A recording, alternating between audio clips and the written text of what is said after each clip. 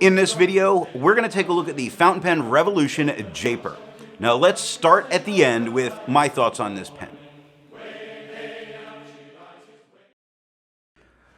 I want to say that given the price of this pen, which is really the main thing to keep in mind with it, given its price, this is a very good pen. It writes really well. I haven't had any problems with the pens really from Fountain Pen Revolution. I find that they do a pretty good job of making sure they're gonna work when you get them. Now, it's a broad nib, and its writing is not as smooth as you would normally expect for a broad nib. Generally, you expect the broads to be quite a bit smoother as a writing experience. This one has quite a bit of feedback. That doesn't bother me, but it may bother some other people where they're expecting that super smooth performance from it. Another point on this particular pen is that it has a replacement nib on it from Fountain Pen Revolution because I was interested in trying out their broad nibs. So this isn't the, I'm going to call it standard nib that would come with this pen. It's the couple dollar of upgrade, and I think they are a very worthwhile to try that out because you can get some interesting pens with different nibs for incredibly affordable prices.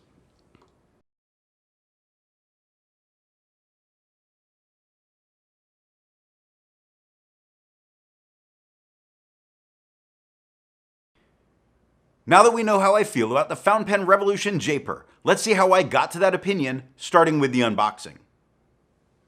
The Fountain Pen Revolution Jaipur didn't come in a box, but wrapped in bubble wrap in a very nice mailer. I don't mind that they don't come in boxes because of their price point, because of what they are. I can see it as a very utilitarian type thing, and the good news is if you order from them, they tend to offer you a discount on a follow-up order. The only problem with that is it's a follow-up order in like a month, and I don't know if people are ordering month after month from places. With the pen out of the box, we need to get to the nib. And as long as it doesn't take 20 turns to uncap it, I'm generally okay. So how many turns does it take to uncap this pen? The Fountain Pen Revolution Jaipur takes 1, 2.5 turns to uncap. Excessive amounts to uncap this pen. 2.5, that's quite a bit. It might as well be 15. I do think that this is way too much, but it does keep the nib wet even when you let the pen stay unused for a couple of weeks. So for that, I will say that it is doing its job in keeping the nib wet. I just don't like 2.5 turns to uncap. This gets us to the nib. This pen has a steel broad nib on it. I like the fact that Fountain Pen Revolution does brand their nibs as for themselves. It's a couple of extra dollars that really don't show up in the cost of that nib. So I like that when I look at it, I know exactly where it came from. Good for them for taking that extra step. I think it shows.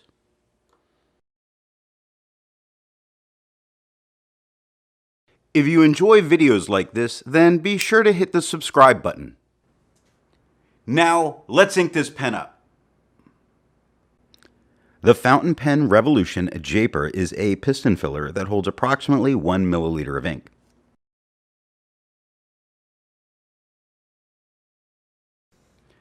The ink for today is Graf von Faber-Castell Olive Green. 1 milliliter of ink is generally, I think, enough for most people to really not have a problem with just running this pen out of ink in a day.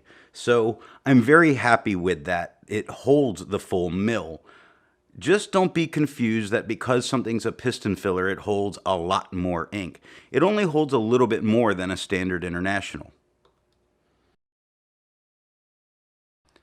As a habit, I don't normally post my pens, but some people prefer to post pens, and some pens need to be posted to use comfortably. This pen can and does post, and the thing is, when you put the pen in, it doesn't seem like it would, but a little push, and then it goes in. Put that, you'll hear it. Just hear it. It slips on. It's not marring up the plastic at all. There's an inner cap there. It's very comfortable in the hand like this. If it was unposted, it's long enough to be able to use unposted comfortably without any kind of real problem. This is nice both ways. So it really, I don't post it. I don't see any marks from my ever having posted this pen before that. I just don't tend to. I'll hold on to the cap.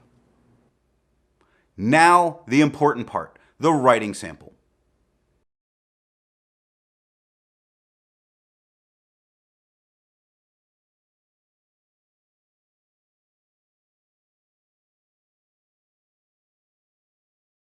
As I said, given the price for this pen, I think this is a really good pen to go with. It is comfortable enough in the hand. It's not uncomfortable. That's why I say comfortable enough. It's comfortable enough because it, for me, is a bit smaller than I would prefer. But regardless, it writes really well. It doesn't cause any kind of hand cramping. I haven't had any real issues with this pen, but I will say that as you're holding it, it does feel like a cheaper pen. And it is, which is another one of its really good selling points. It is a very good pen to try different filling systems or nibs out. And if you worry about pens and what they cost and taking them out into the world, you can take this one out into the world, and if you lose it or it were liberated from you, then it's not the end of the world. You haven't lost a $200, $300, $400 pen. It's only a few dollars, which makes it easy to replace, except, of course, for that very beginner into the fountain pen world, that this feels like a more expensive price to pay, which is where I'll point with this, that it writes well. It feels fine in the hand. But the new user, which I feel like this is really marketed towards, will feel like they're paying a lot more for a pen than people more used to the fountain pen community will feel. So for that, I do think that as an introduction pen into the fountain pen world, if it felt a little more sturdy in the hand, it would give people even more confidence when they use it. The way it feels like I might break it sometimes accidentally, and that's that kind of cheap feel.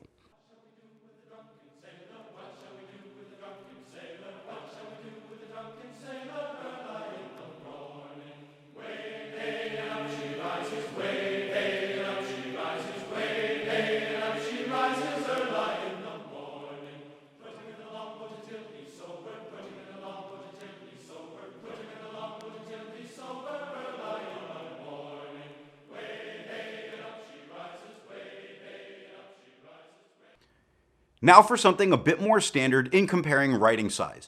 I use Namiki Blue to do this. Here's how it compares to a Yovo Extra Fine on the left, a medium on the right, in the center.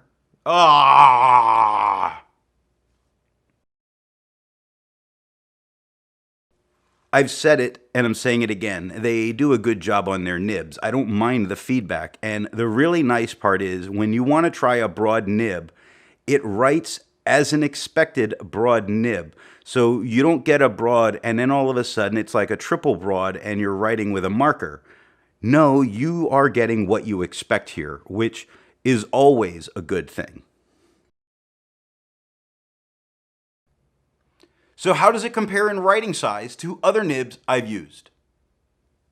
Looking at the writing of a fountain pen Revolution Jaipur with a broad nib. Here it is next to a Duke 209 with a Fude nib that's writing very upright, a Mnemosyne Fission with a broad nib, a Noodler's Conrad with a fountain pen Revolution broad nib, a TWSBI VAC 700 with a fountain pen Revolution broad nib, a Platinum 3776 with a broad nib, and a Sailor Pro Gear Riallo with a broad nib.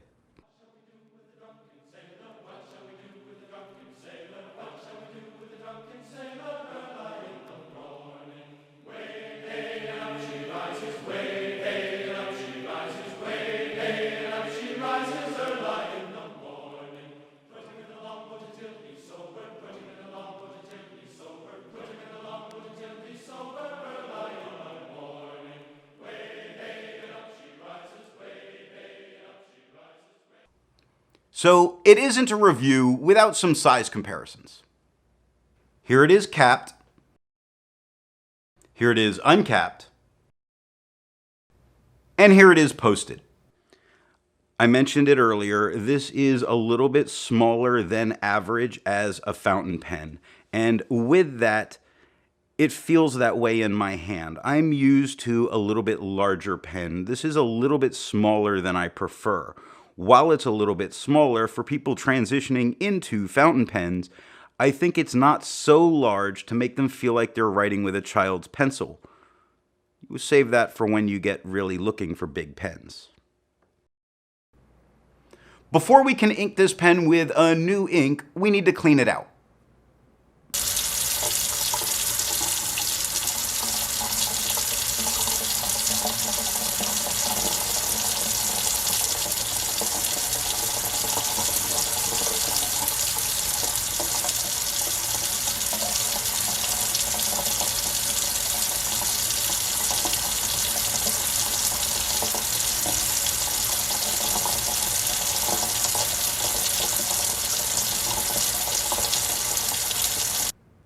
Be sure to check out the next pen review where we take a look at the Mnemosyne Singularity.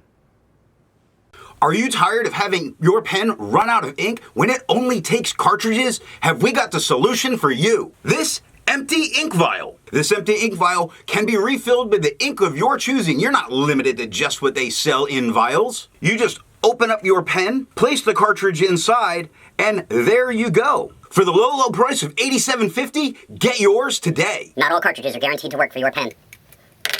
If you want to be able to support not just my channel, but any reviewer, then when you make a purchase, be sure to tell that retailer where you heard about it. Thanks for watching.